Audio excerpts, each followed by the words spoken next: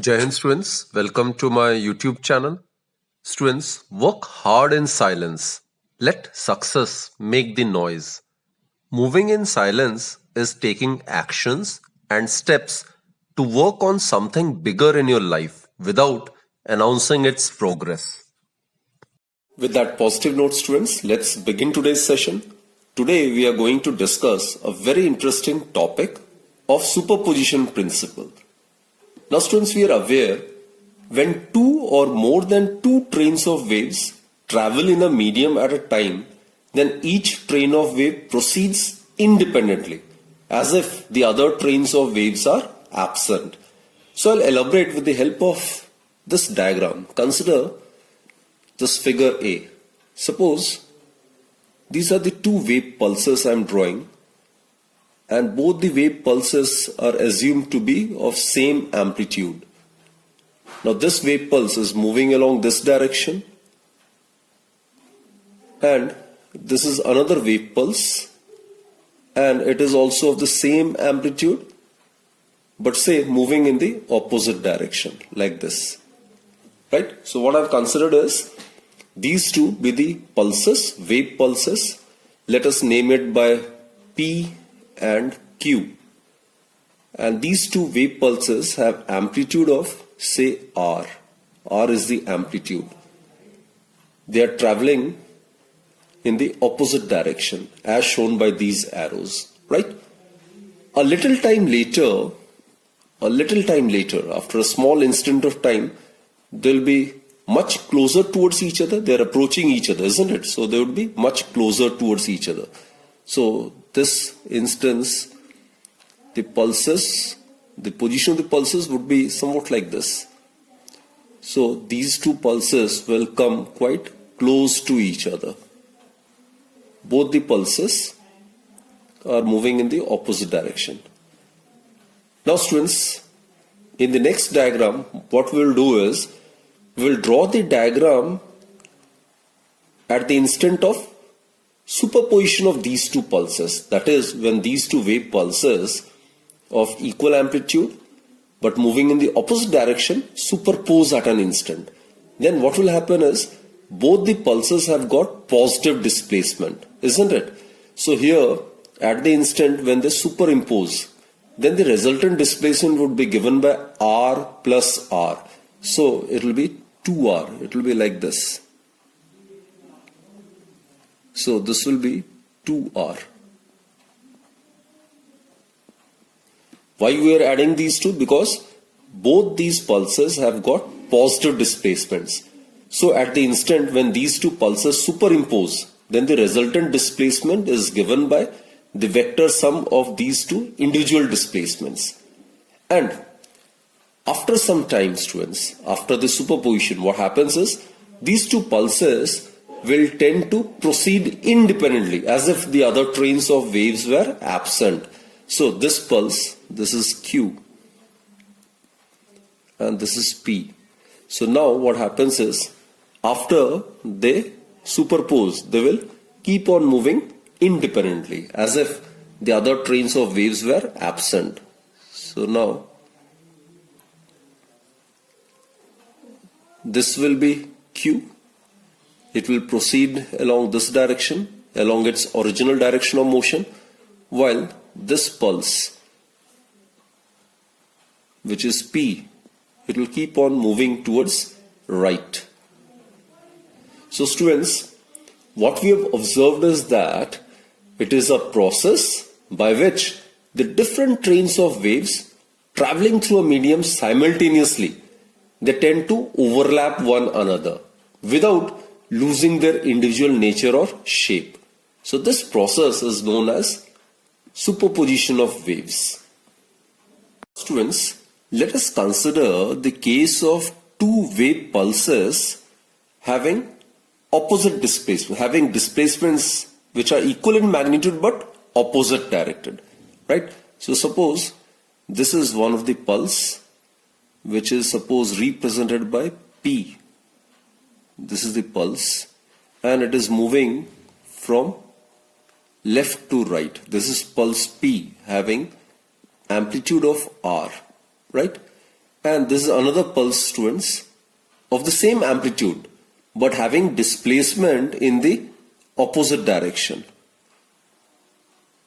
Here displacement is in the positive direction for pulse P, while for pulse Q the displacement is in the negative direction.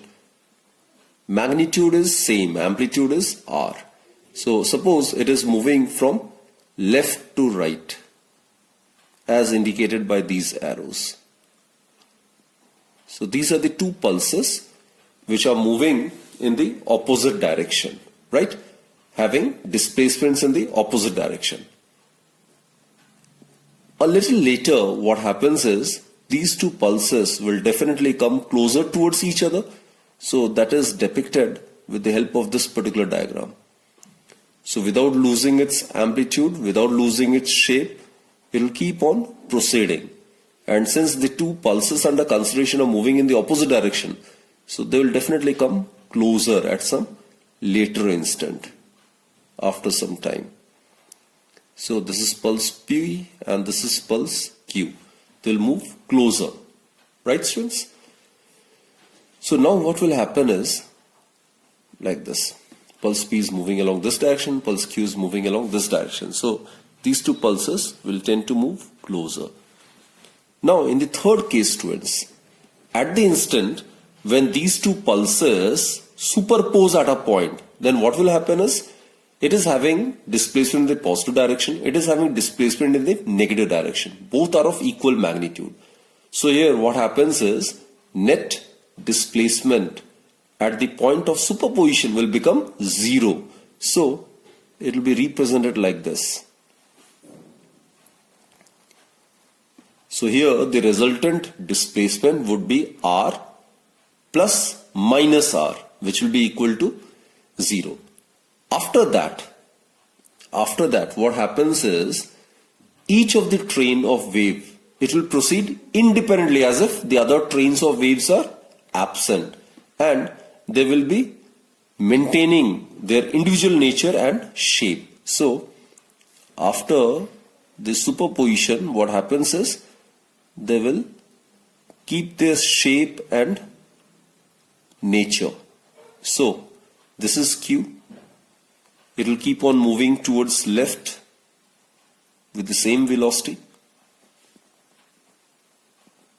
while P, this is the other pulse P, having positive displacement, will keep moving around its original direction of motion. So it will be like this, right? So again I stress on the fact that during the process of superposition of waves, what happens is the two waves, they simultaneously overlap one another without losing their individual nature and shape. This is the case of constructive interference, where the displacements of both the pulses are in the same direction, right? So here the resultant displacement at the point of superposition would be given by R plus R. It will get added up. While it is the case of destructive interference, here at the point of superposition, resultant displacement would be 0 because of the fact that the two pulses under consideration have got displacements in the opposite direction. Here it would be y equals to R plus minus R, which will give 0, right? So students, as per the principle of superposition, it states that when two or more wave trains traveling in a medium superpose at a point, then the resultant displacement of the particle of the medium at an instant of superposition is given by the vector sum of the individual displacements. That is, if we consider n waves traveling in a medium and suppose they superpose on each other. Now if you consider y1 vector, y2 vector, y3 vector to be the displacements at a point due to the n waves, then the resultant displacement at that point is given by y vector is equal to y1 vector plus y2 vector plus y3 vector and so on. So this is the statement of principle of superposition of the waves. Here y1, y2, y3, yn, as I've told you, these are the individual displacements at a point. Clear, students? Now, in order to understand the superposition principle, here in these two cases, we have considered the case of two pulses, isn't it? Having displacements of r each. Here, both the wave pulses are having displacement in the positive direction. Here, both the pulses are having displacement of same magnitude, but one in the positive direction, the other in the negative direction. So students, in this case, in the first case, now y1 vector, its magnitude is equal to r, and y2 vector, it is the displacement of the second pulse, that is also equal to r. And therefore, the resultant displacement, it would be given by r plus r. That is, here at the instant when these two pulses superpose, the resultant displacement will be given by 2r, right? So it is the case of constructive interference.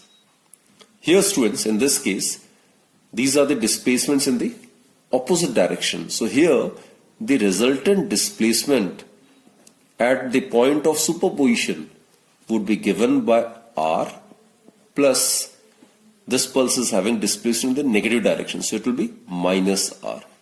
So it will be equal to 0. So there is no displacement at the instant when these two pulses having opposite displacement superpose, right? So it is the case of destructive interference. Now students, in order to recapitulate the things which we have discussed, let's go through this animation.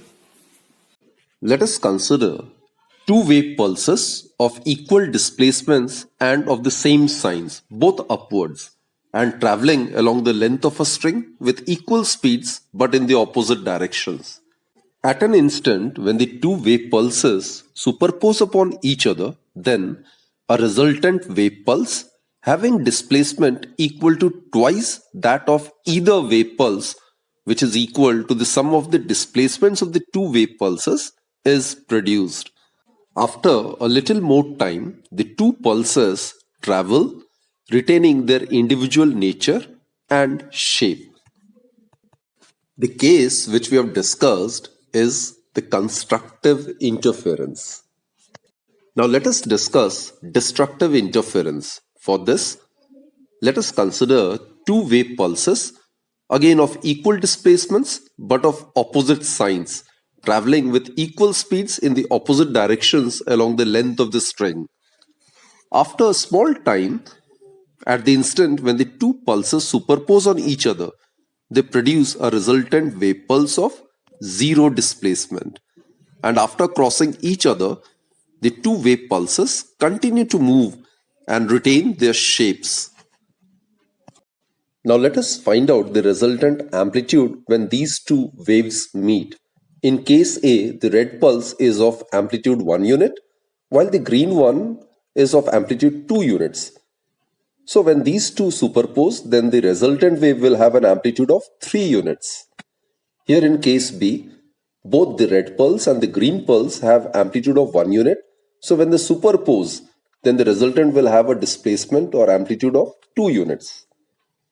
In case C, the resultant displacement or the amplitude of the resultant wave will be 4 units. Here, the point to be noted is that in each of these three cases, the displacements of both the pulses were positive. Let us consider these three cases where the green pulse is having positive displacement while the red pulse is having negative displacement. In case A, the resultant displacement of the resultant waves so formed due to the superposition of these two pulses will be 1 unit in the positive direction. While in case B, the green pulse, it is having positive displacement of 1 unit, while the red pulse is having amplitude of 3 units in the negative direction. So the resultant wave on superposition will have a displacement of 2 units in the negative direction. In case C, the green pulse is having amplitude of 2 units in the positive direction, while the red one is having amplitude of 3 units in the negative direction. So when these two pulses superpose, then the wave, which is the resultant wave, will have amplitude of 1 unit in the negative direction. Now students, let us try to understand the reflection of waves at a rigid boundary and at a free boundary. So let's start with the case of the reflection of waves at a rigid boundary. Rigid boundary means it's a fixed boundary. So this is a string, right? And we'll consider a transverse pulse to be produced at the free end. And this is the rigid support, students. Suppose this B, it's the rigid support over here. It is fixed, right? And this is the free end. Suppose it is A. Now when a transverse jerk is given, right, at the free end, then a transverse pulse will be generated like this. This is the pulse I'm talking about. So this pulse is generated and it will tend to move towards right. So this is a crest, elevated part. So this will move towards the fixed end, right? So let us consider this to be diagram A. Now at some instant later, what will happen is this pulse will travel and it will reach the fixed end over here. So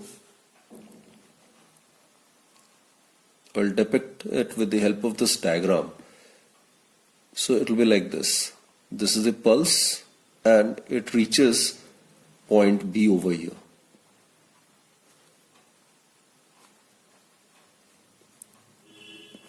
Now what happens is,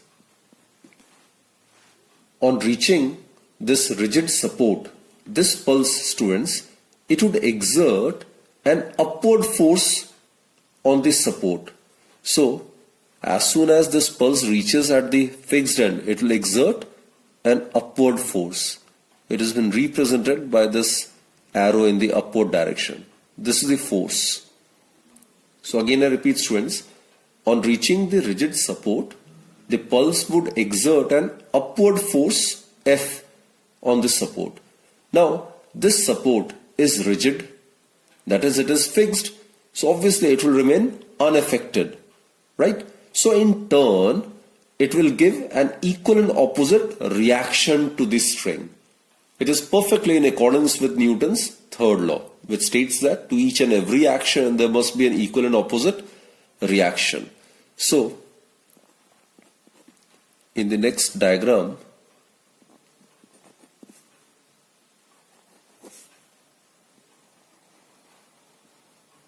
what happens is, due to the fact that the support, rigid support, gives the pulse an equal and opposite reaction, that is R, which is equal to minus F to the string.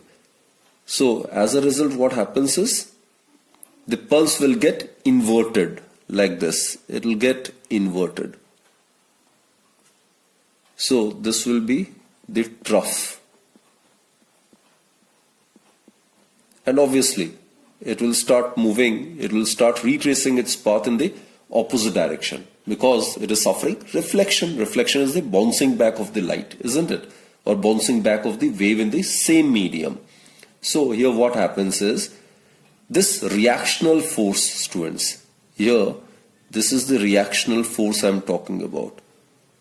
Suppose it is represented by R and it is equal to minus F. So this reactional force acting in the downward direction, it tends to reverse the sign of the displacement of the particle of the string. And as a result, what happens is, this inverted pulse in the form of trough, it starts traveling from right to left, that is along the negative x-axis. So therefore, whenever a wave, it suffers a reflection from a rigid or a fixed boundary, then a phase change of pi, which is 180 degree, takes place in the displacement. Clear? And in the next diagram, this is the free end, so the pulse will keep moving. and obviously it becomes inverted as I've justified it. So the diagram would be like this. This is the trough, right? So this clearly depicts the reflection of a wave from a rigid boundary. So mathematically, let's see how to represent the equation. Suppose this is the amplitude, which is R. It will remain same, right? Even on reflection, after reflection, the amplitude will remain same. It will get inverted, but its magnitude will remain same. So this is a progressive wave, isn't it? And this is suppose the positive x direction, and this is the negative x direction. So if the incident transverse wave traveling along the positive x direction, suppose we represent it by the incident wave is represented by, we have already discussed its mathematical form. So the standard equation of a progressive wave is given by y equals to r sine 2 pi by lambda vt minus x plus phi. Here, for just simplicity, we have considered the initial phase to be 0. V, students, it's the wave velocity. Lambda is the wavelength of the wave under consideration, and r is the amplitude. So put this as equation number 1. Right? This is the equation of the incident wave. Now students, after reflection from this rigid support, the reflected wave, as we have discussed, it will start traveling along the negative x-axis, and it suffers an additional phase change of pi, isn't it? So therefore, the reflected wave will be represented by the reflected wave can be represented by, now the reflected wave is traveling towards the negative x-axis. So here x will be replaced by minus x. If suppose it is y1, then the reflected wave, its displacement will be given by y2. It's equal to r. Amplitude remains same after reflection also. Wavelength will remain same. So it will be Vt minus, in place of x it will be minus x, since the reflected wave is traveling in the negative x direction, plus an additional phase change of 180 degree or pi takes place. So here this is it. So this is very, very important step, students. Whenever the wave gets reflected from the fixed or the rigid boundary, then additional phase change of pi, which is 180 degree, takes place. Now students, sine 180 plus theta, it's equal to minus sine theta, isn't it? So therefore what we get is y2 is equal to minus r sine 2 pi by lambda Vt minus minus, it will give plus x. So this is the equation of the reflected wave. Let us recapitulate the entire thing with the help of this animation. Let us consider a string AB whose end B is attached to a rigid support, and a transverse wave is produced along the string by giving a continuous jerk at the free end A. Suppose that the pulse travels in the form of crest from left to the right, that is, along the positive x-axis towards the rigid support. On reaching the rigid support, the pulse would exert an upward force on the support. Since the support is rigid, it remains unaffected, and in turn, it gives an equal and opposite reaction to the string. The reactional force acting in the downward direction reverses the sign of the displacement of the particle of the string, and hence an inverted pulse in the form of a trough travels from right to left, that is, along the negative x-axis. Thus, a phase change of pi, that is 180 degree, takes place in the displacement when a transverse wave is reflected at the rigid boundary. Now let us discuss the reflection of waves at a free boundary. Now students, in order to make the free boundary, what we do is, we'll consider that one end of the string is tied to a massless ring like this. This is tied to a massless ring. This is a ring. So basically this ring will be obviously capable of sliding up and down over this smooth rod, right? So let us consider this to be the free end, and a transverse pulse is generated at this free end of the string. Suppose this is the pulse which is generated at the free end and its amplitude is R. So this is, suppose, the crest, which is the elevated portion, right? So it is generated on the free end and it will move with velocity v towards the other end, which is considered to be B. Suppose this is diagram A, right? In the next case, students, as this pulse reaches the free boundary, which is the other end, it can be depicted with the help of the diagram like this. And remember, this is the ring. So this is the crest like this. Its amplitude is R.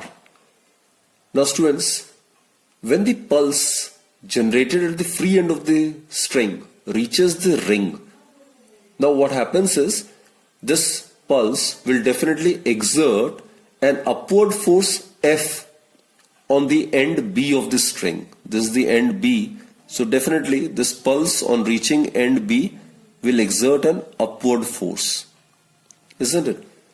Now, as the end B is tied to a ring, and the ring, as I've told you, it can freely slide over this rod. So as a result, it does not encounter any opposition or any resistance or any hindrance. And hence what happens is, this ring simply, it will rise up. Now due to inertia, what happens is, it will tend to overshoot and it goes beyond the position of equilibrium. So what happens is, it will result into a reflected pulse. Now which will have the same positive displacement like the incident one. So after reflection, it will be like this. Its amplitude will remain same.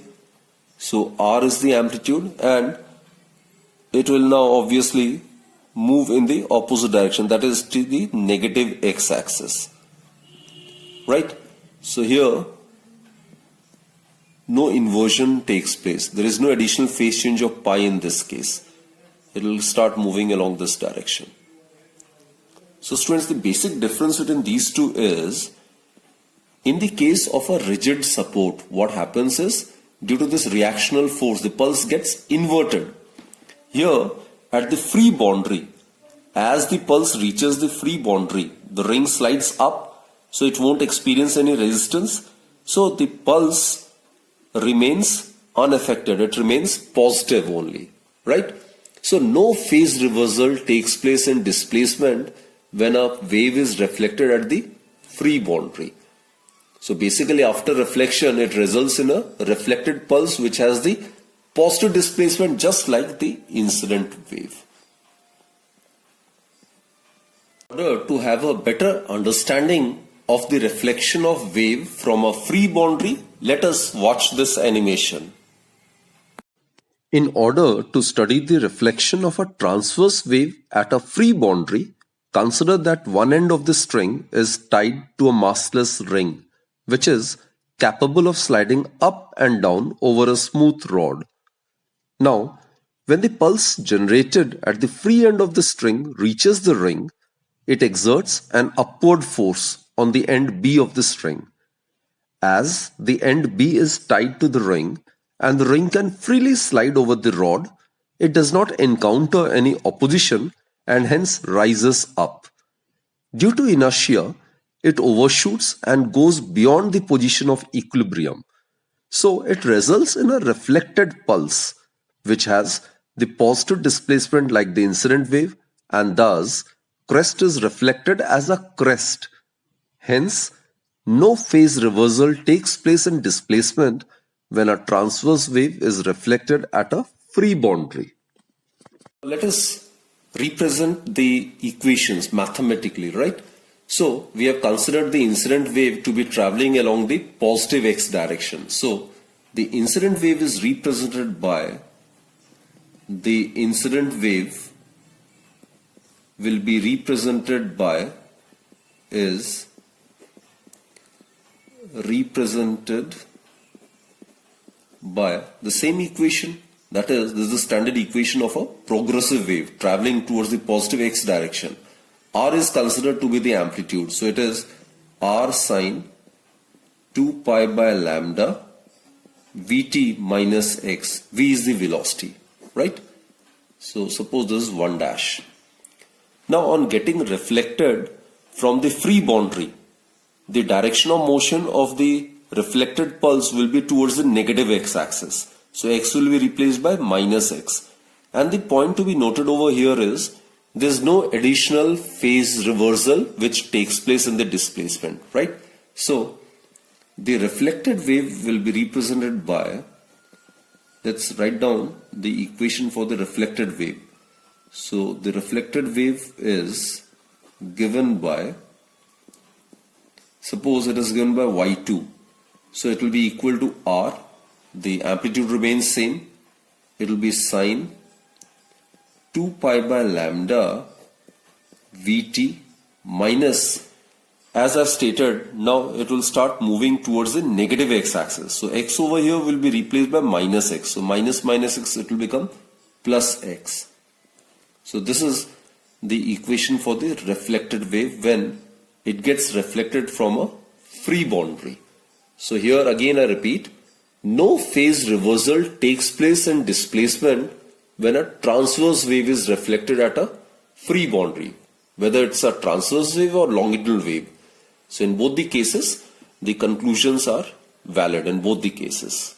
In order to understand the formation of stationary waves in strings and air columns, which we'll be discussing in the next lecture, it is very important to understand the reflection of waves both in the case of a rigid boundary and in the case of a free boundary. Now let us try to understand various possible cases with the help of this flow chart, right? Suppose a wave, it can interact with either an object or another wave. So this wave under consideration, it can interact, or rather it can have interactions with an object or with another wave, isn't it? So in case a wave interacts with an object, then it may undergo reflection. Now reflection, students, as we have discussed, reflection of a wave can be from a fixed end, which is a rigid end, or a free end or a free boundary. Now in case the wave gets reflected from a fixed boundary, then what happens is the displacement gets inverted. The displacement of the reflected wave, it gets inverted. That is, there is an additional phase change of pi which takes place in the displacement, isn't it? In case the wave gets reflected from a free end or a free boundary, then it won't get inverted. The displacement of the reflected wave do not suffer any additional phase change of pi. So it is not inverted.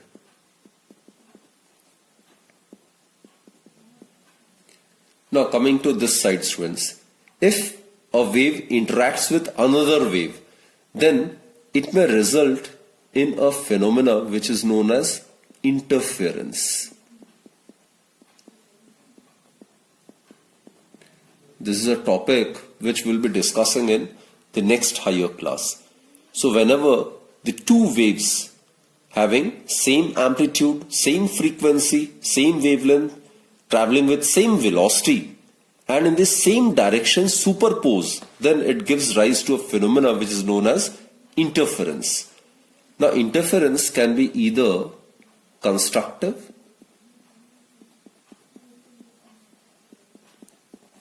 or it may be destructive.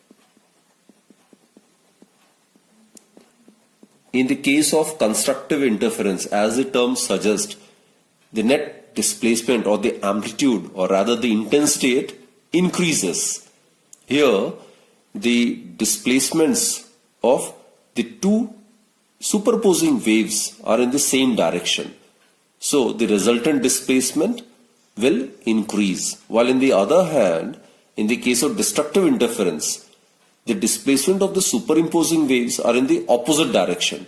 So as a result, the resultant displacement at the point of superposition, it will decrease. So the amplitude decreases or the intensity decreases in the case of destructive interference. So both constructive interference as well as destructive interference results due to the superposition of the waves.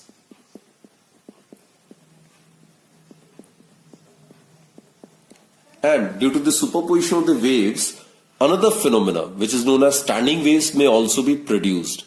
Now students, in order to produce standing waves, the two superimposing waves must be of same amplitude, same frequency, same wavelength.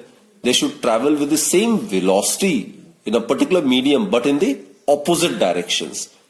When such two waves superimpose, then it gives rise to standing waves.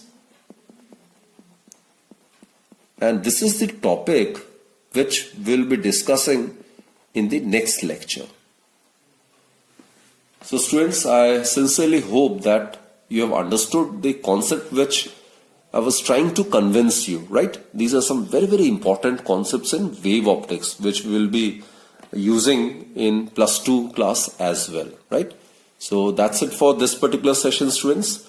Keep watching my videos and do join me in my next lecture where I will be discussing standing waves in detail.